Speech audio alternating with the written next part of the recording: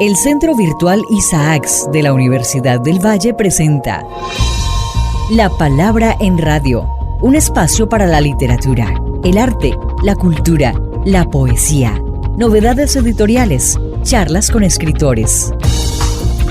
La Palabra en Radio, domingos 10 de la mañana por Univalle Estéreo. Dirige y presenta Darío Henao Restrepo.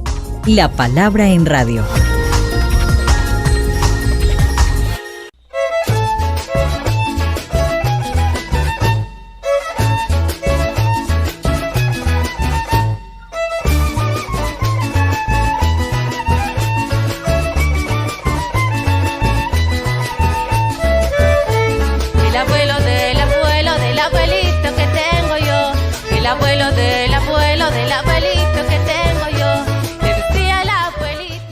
Muy buenas, amables oyentes, como siempre, todas las mañanas de domingo aquí en La Palabra en Radio, un programa del Centro Virtual Isaacs de la Escuela de Literatura de la Universidad del Valle. Como les anuncié en el programa pasado, vamos a continuar nuestra extraordinaria conversación con la profesora Paloma Muñoz de la Universidad del Cauca y su libro Las almas de los violines negros, que fue su trabajo de doctorado en antropología y que de alguna manera le da cuerpo a una serie de investigaciones en este campo que ha realizado la profesora Paloma. Bienvenida, profesora Paloma. Buenos días, muchas gracias. Aquí de nuevo, qué bueno poder compartir pues todo este trabajo investigativo de los violines de negros de estos valles interandinos del Cauca.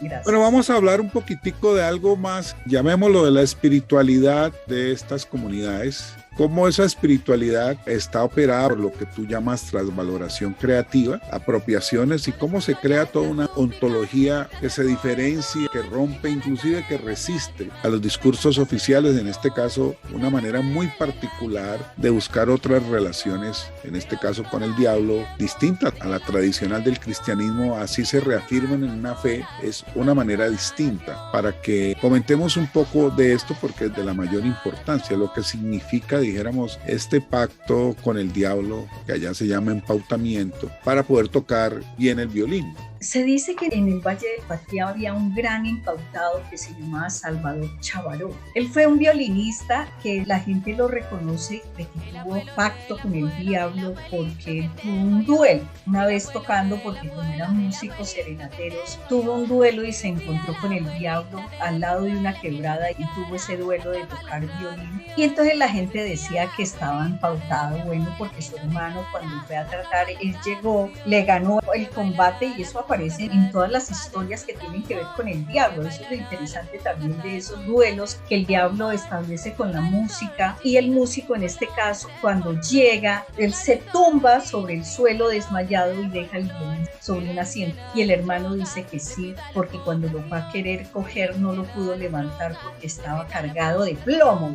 Parecía que estaba cargado de plomo porque estaba ahí, ese violín ya estaba empautado. Y entonces a partir de ahí la gente decía que él tocaba días y noches enteras sin comer ni nada tocando ese violín. Entonces, que ¿quién hace eso? Yo les decía pues en mis análisis lo que es el ensimismamiento que produce la música en la gente. Los músicos solamente puede ser ese ensimismamiento que se tiene cuando uno está enamorado o está amando algo, en este caso pues esta música y este violín. Nadie sabe lo que eso significa, esa capacidad de entrega que se tiene por eso que se hace. Hay esa leyenda donde toda la gente en el Valle del Patía subía al Cerro de Manzanillo a hacer el pacto con el diablo. Entonces uno subía a una cueva y el diablo aparecía ahí. Ellos decían, vengo para poder tener más ganado, y entonces le entregaban el alma al diablo para poder tener ganado, el otro para tener fortuna, el otro para poder enamorar a las mujeres, y por supuesto los músicos para poder ser buenos violinistas, buenos tamboreros. Esa está pues la creencia que se tiene en el Valle del Patía sobre los pactos con el diablo.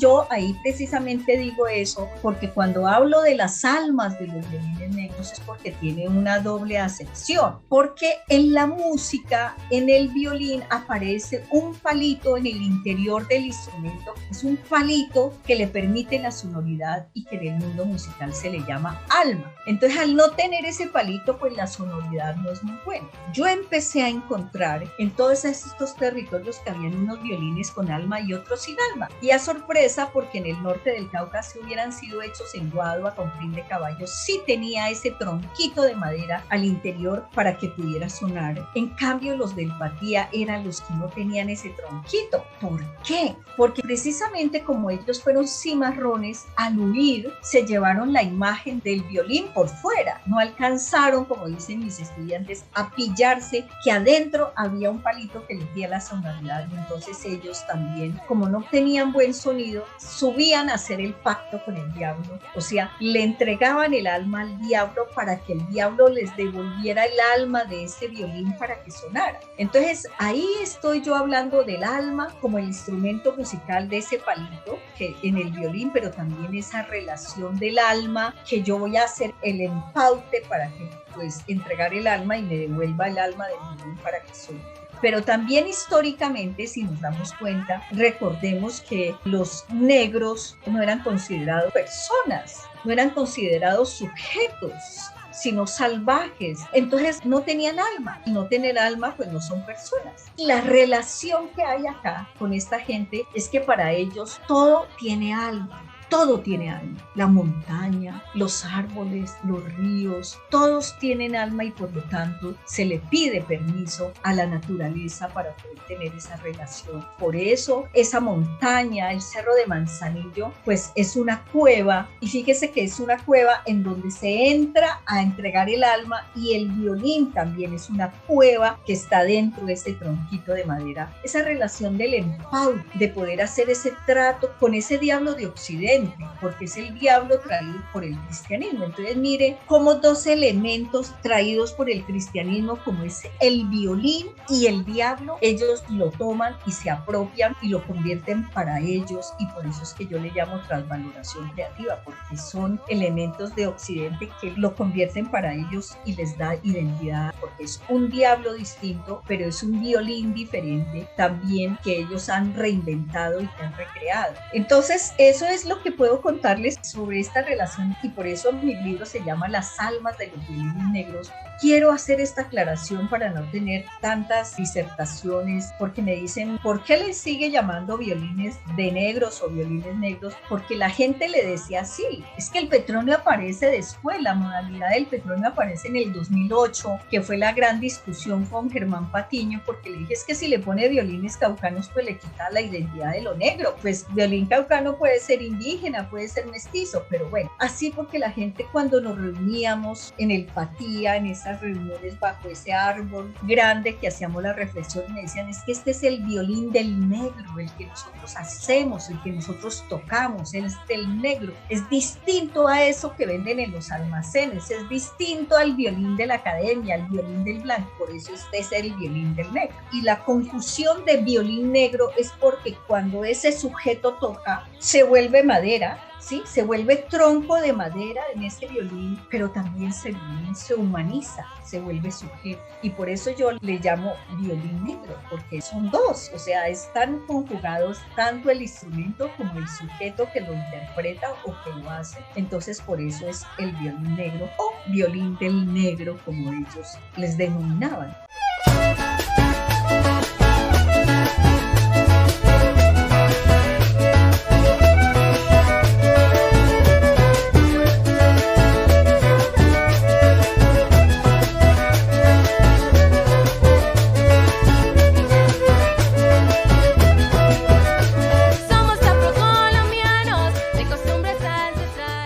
Profe, esa transvaloración creativa que se logra con el violín y que tú señalas muy bien y lo analizas muy bien, que logra fundir sus cuerpos, sus almas y sus antepasados en lo que tú llamas sobrevivencias de africanía, siento ahí una presencia inconsciente pero profunda de la visión de Muntu, de la filosofía bantú yoruba, que me parece que está ahí porque tienen alma los montes, los animales, todo, y hay una profunda relación siempre con los antepasados. Quizás eso está inconsciente, está muy disfrazado. Ahorita hay algunos trabajos que se han empezado a hacer sobre esto. Hay el profesor Baudilio Revelo que está tratando, incluso para eso se inició en las religiones de matriz africana y están trabajando sobre todo para ver eso que tú llamas resonancias de africanía. Y te lo pregunto porque es muy bello. Subir al Cerro de Manzanillo, por ejemplo, tú dices por ahí una liniecita, suben también para poder divisar al África. Hay de todas maneras algo que los liga siempre a los orígenes. Y de esos orígenes, pues en algunos casos quedó mucho, en otros menos. Yo en el caso brasileño, cubano, haitiano, donde sí es muy fuerte la presencia de las religiosidades de matriz africana. Acá quedaron muy inconscientes, muy por allá. Y esa elaboración ontológica es de la que te quiero preguntar, porque tú haces un análisis brillantísimo y muy apropiado de esto, que ojalá abra caminos para otro tipo de investigaciones con estas tradiciones que digamos que acá fueron reelaboradas más inconscientemente. Sí, esta parte tiene que ver mucho precisamente en la relación del antropocentrismo que hemos tenido todos, ¿no? De creernos que somos los dueños del mundo y que somos los dueños y que ellos manejan esa relación de que todos son personas. Eso también está en los indígenas. Lo he encontrado cuando he hecho trabajos de la chirimía, que todos son personas, todos son sujetos y no en esa clasificación que nos han enseñado a nosotros de que estos son los vegetales, estos son los animales y que por lo tanto nosotros somos los sujetos que podemos arrasar, transformar o que generamos líos de violencia, de esos conflictos agresivos, es porque todavía no hemos tenido interiorizado esa relación y eso es lo que me parece también muy bonito de relacionarnos con los otros seres de una manera equilibrada, es esa relación con la espiritualidad, con lo sagrado, no lo religioso, porque bueno, ellos son muy religiosos, además por eso penetran también muchas religiones del cristianismo. Uno encuentra en un caserío los Betesda, los Testigos de Jehová, los no sé qué, pero es porque hay en esa parte de ellos esa espiritualidad, ¿no? Eso de lo sagrado. Y justamente cuando yo miré lo del empautamiento, porque pues el empaute es con el diablo, yo miraba que a mí me decían que todo había hecho pacto con el diablo morían en desgracia. Y ¿cómo así morían en desgracia? Yo ya tenía mi trabajo finalizado. Ya, listo, se lo voy a entregar a mi director. Me senté en la cama y dije yo, ¿y qué pasó con los músicos? ¿Por qué los músicos permanecen? O sea, la música permanece. ¿Qué pasó ahí? Y me devolví a buscar y le digo a don Epaminondas y le digo a los otros, bueno, ustedes me hablaron de que el que hace pacto con el diablo muere en desgracia. Y le dije, ¿y los músicos? Menos los músicos. Le digo, ¿por qué? Porque la música es sagrada. Por eso cuando el músico toca, entra en trance. Hay una relación porque es otro nivel. Entonces ellos entran en un proceso de ascensión que los libera y los permite conectarse. O sea, ellos hablan de esa conexión. Entonces hay una conexión interior con sus ancestros, con sus antepasados. Y ahí es donde yo digo que hay una relación de interconexión étnica con África, porque los lleva hacia esos mundos, a esas relaciones de memoria. Por eso los músicos construyen sus instrumentos con la memoria musical. Por eso en el Pacífico hacen las marimbas, el uno la hace distinta al otro. Y por eso cuando en estos festivales homogenizan esos instrumentos, pues es muy complicado porque cada uno tiene una memoria étnica de construcción de esos instrumentos. Tiene una memoria de afinación distinta. Bueno, eso es un mundo maravilloso y cuando yo quiero concluir ahí en esas conexiones de interconexión étnica es porque se sale de esa racionalidad, sino que hay otras maneras de ver el mundo. Entonces eso que me hablaban de que la música es sagrada es porque la música les permite hacer esas relaciones de interconexión con los antepasados, con los ancestros, con el más allá, con ese mundo que no se ve con estos ojos, sino que se ven con los ojos interiores, que se siente con un corazón interior, no con un corazón físico, con una piel que está dentro de un sujeto para hacer esa relación con lo sagrado. Cuando ellos dicen, por eso cuando toca entra en trance, por eso él se va a otra dimensión y eso lo salva. Por eso la música en el Patía, el empaute musical es otra dimensión, es una apuesta epistémica sémica, como le llamo yo,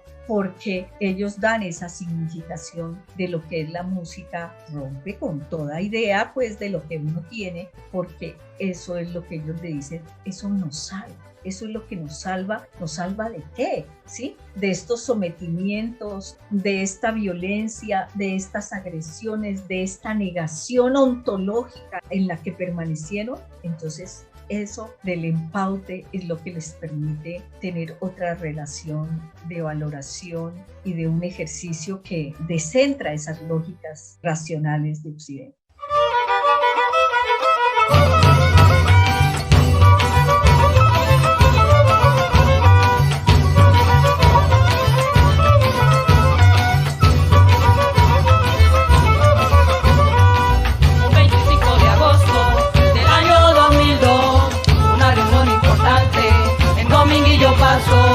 Llegaron unos amigos, venían de Bogotá a conocer mi vereda.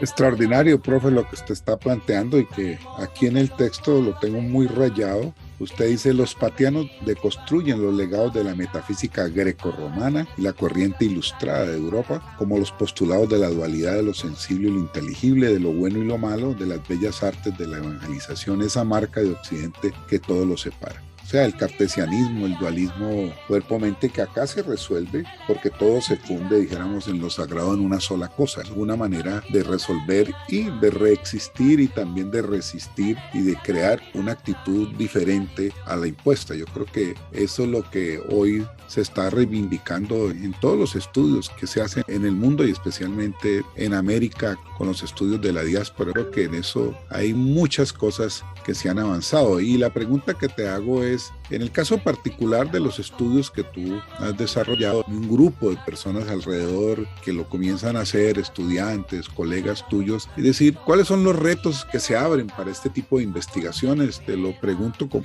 coordinador de un doctorado en estudios afro-latinoamericanos, pues que siempre estoy pensando en dialogar con investigadores de todas las latitudes. Afortunadamente ya hemos tenido hasta contactos con africanos, con brasileros, con peruanos, ecuatorianos, con caribeños, por supuesto, y con estudiosos en la Academia Norteamericana. Entonces, para que desde tu experiencia nos señales como horizontes que se están abriendo.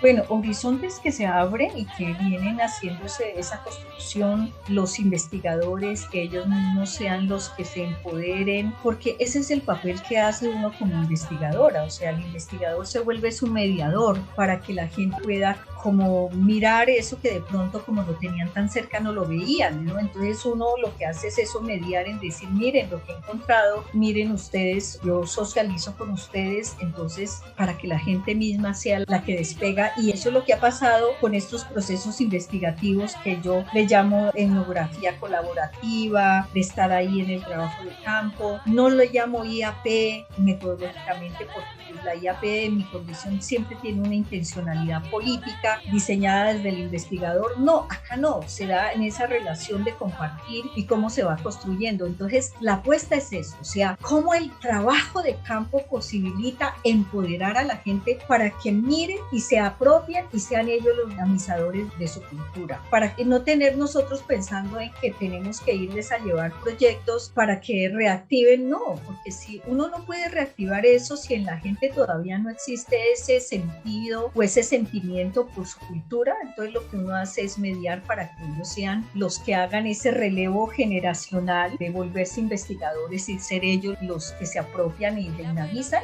Y eso, por ejemplo, en el Patria está pasando. A uno ya lo que hacen es que lo invitan y cuando ves que la misma gente empezó la ruta de la afropatianidad. Entonces a uno lo llamaban, luego era para que echar el cuento y decían, pero esto a qué hora se creció, qué maravilla, porque los trabajos investigativos, el compromiso que ha tenido uno permanente, no solo mío, por ejemplo el profesor Adolfo Albán también, entonces ha ayudado como a que la gente misma se empodere y reconozca su valoración para que continúen con ese trabajo, porque ya viene otra gente que se interesa, listo, entonces ya no soy propietaria, o sea, no es tener propiedad sobre esos trabajos, sino es difundirlos, es que la gente los conozca. Que si lo plagió, eso no es mi preocupación, sino que realmente puedan esos estudios y esos trabajos es a fortalecer esos procesos comunitarios que hay en la región y que de la misma comunidad surjan esos investigadores que se comprometen con reavivar y que tienen ese sentido de pertenencia y ese empautamiento de sus propias culturas. Eso es lo que yo visiono, porque pues sí, uno puede seguir haciendo trabajos investigativos y todo eso, pero ya lo hemos vivido, lo hemos socializado, lo hemos compartido. No es un trabajo para ir a engrosar las bibliotecas. Sí, está muy bien que llegue, pero es esa relación también de academia y comunidad, pero en una relación horizontal donde podamos dialogar y podamos compartir tantos, porque no soy yo la sabedora, sino que todos tenemos saberes para compartir. Nosotros somos académicos que estamos en universidades públicas, hermanas, tú en la del Cauca y yo en la Universidad del Valle. Hemos tenido siempre muchísimas relaciones entre nosotros. Lo que podríamos hacer conjuntamente para ganarle más espacio a estos proyectos, a estas investigaciones, incluso académicamente a que se abran líneas, porque tú como yo hemos vivido, digamos, la lucha y las tensiones que hemos tenido que enfrentar para abrirle espacio a estas perspectivas. Lo enfrentamos a diario, eso no está ganado todavía. Hemos dado pasos importantes para que tú, que ahora tienes incluso aspiraciones de llegar a la dirección de tu universidad, sería en 200 años la primera mujer que llega a la Universidad del Cauca, cosa que sería maravilloso con esta perspectiva cultural distinta. ¿Qué auguras tú y qué crees que le falta, dijéramos, al mundo académico en este proceso tan importante de saldar, dijéramos, una serie de deudas que tenemos con la gente, con nuestro país, con lo más profundo de nuestra cultura?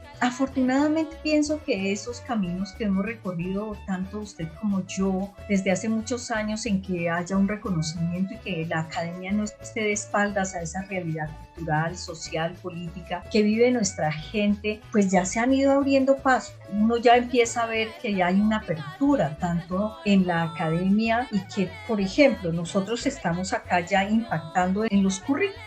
En esas reformas curriculares, por ejemplo, yo soy coordinadora de un programa de la licenciatura en educación artística, hasta hace poco fui coordinadora de la maestría en educación popular, sede Popayán. Entonces se están abriendo espacios curriculares, que eso a mí me parece que está bien, porque ya está uno introduciendo toda esta mirada desde América Latina, de los pueblos, de no vivir nosotros de espaldas y con ensoñaciones solamente eurocéntricas. Entonces a mí me parece que se vienen buenos momentos, hay una apertura, falta mucho, pero que ya podemos, los que estamos en la academia, afectar esos procesos curriculares para que vayan institucionalizándose, porque yo sí creo en eso, de que si uno los mete ahí, lo que están haciendo ustedes con el doctorado, porque es ir institucionalizando la presencia de estas culturas a nivel de los currículos.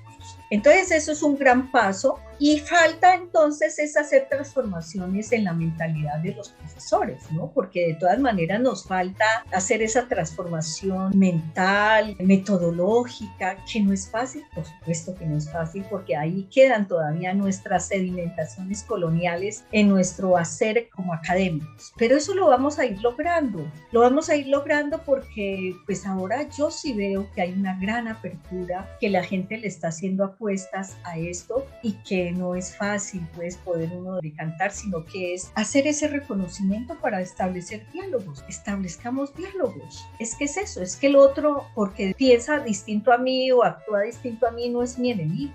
Es tener la capacidad de disertar y poder entrar en un diálogo de pensamientos. Yo creo que se avecinan buenos tiempos porque a nivel de los posgrados, a nivel de los mismos pregrados, se están haciendo apuestas distintas en esas reformas curriculares que estamos haciendo.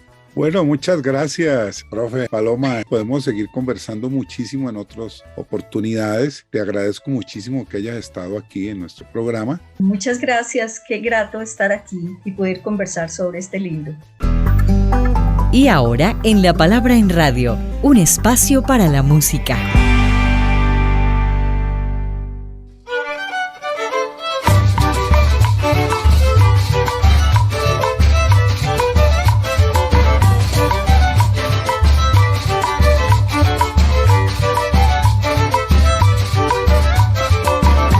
Ahí ya comenzó la fiesta. violines ya están sonando, ahí ya comenzó la fiesta. Bienvenidos a Música Negra. Están escuchando una fuga caucana. Este ritmo es considerado una variante del currulao colombiano. Esta fuga, con el alma y el corazón, es del grupo Palmeras, de la vereda Palmeras de Santander de Quilichao, bajo la dirección de Luis Edel Carabalí, violinista mayor y compositor. Allá en los años 50 nuestros ancestros lo bailaron. Allá en los años 50 nuestros ancestros lo bailaron. El legado que nos dejaron lo seguimos conservando.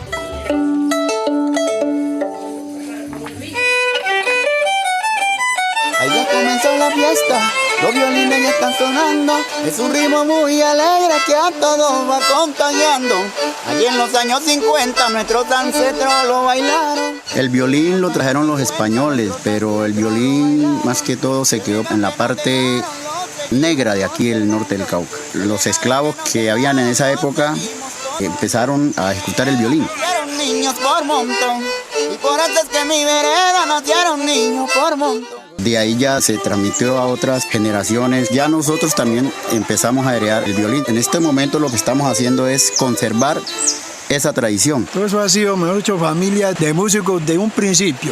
Desde los antiguos hasta los ahora que quedamos nosotros. Cultivamos nuestro suelo, cada día le damos gracias a nuestro Señor del cielo. Cada día le damos gracias a nuestro Señor del cielo. Acá se toca a oído, somos empíricos, como se dice, sin partitura, a nuestro estilo, a como aprendimos, porque nos gusta, porque la escuchamos en nuestros antepasados y porque creo que nacimos músicos y entonces por eso seguimos con esa tradición. Pues como en ese tiempo no había plata para comprar un violincito pues hicimos violines de guado. Uno de esos fue que aprendimos nosotros, puros violines de guado hechos por nosotros mismos. Desde muy niño empecé a tocar, desde muy niño empecé a tocar el violín con facilidad, el violín con facilidad.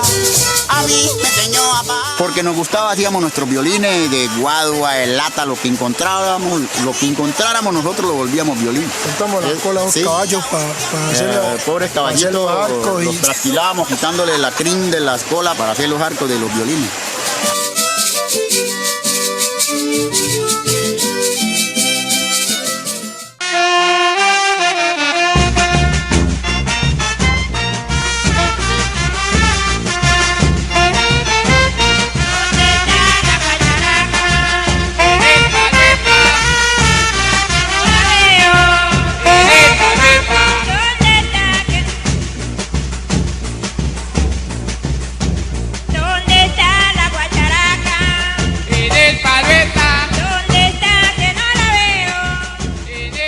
La palabra en radio. El niño, a través de su crecimiento y desarrollo, la primera canción que canta es ¿dónde está la guacharaca? Les gusta mucho eso. ¿Dónde está la guacharaca? Nosotros estudiamos y aprendemos con fuga. Entonces se incorpora en el deporte, se incorpora en la danza. El niño hace el gol y la celebración es en la fuga, ¿sí? Y la primera canción es ¿dónde está la guacharaca? Y lo baila y el otro compañero le contesta en el palo está. ¿Dónde está la guacharaca? ¿Dónde está? Que no la veo. El hecho no es eso, quedarnos nosotros nomás allí en lo que nosotros sabemos, sino que hay que avanzar más en conocimientos para enriquecer más nuestra cultura. No queremos que esto se nos muera porque si se mueren las tradiciones, entonces se acaban los pueblos, ya no pasa nada. Y la cultura es una de las partes que une a los pueblos, como se dice. Tocamos aquí, tocamos allá y todo el mundo sale a bailar.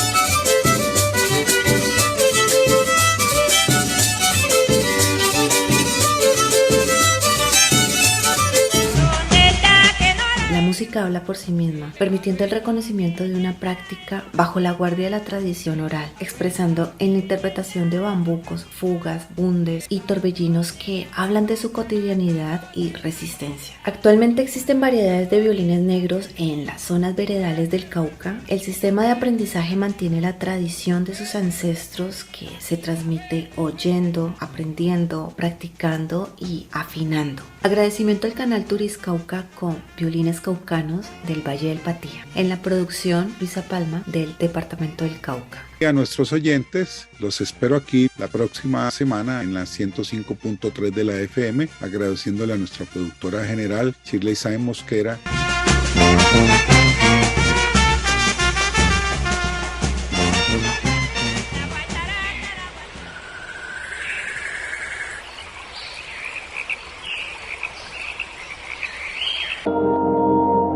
El Centro Virtual Isaacs de la Universidad del Valle presenta La Palabra en Radio, un espacio para la literatura, el arte, la cultura, la poesía, novedades editoriales, charlas con escritores.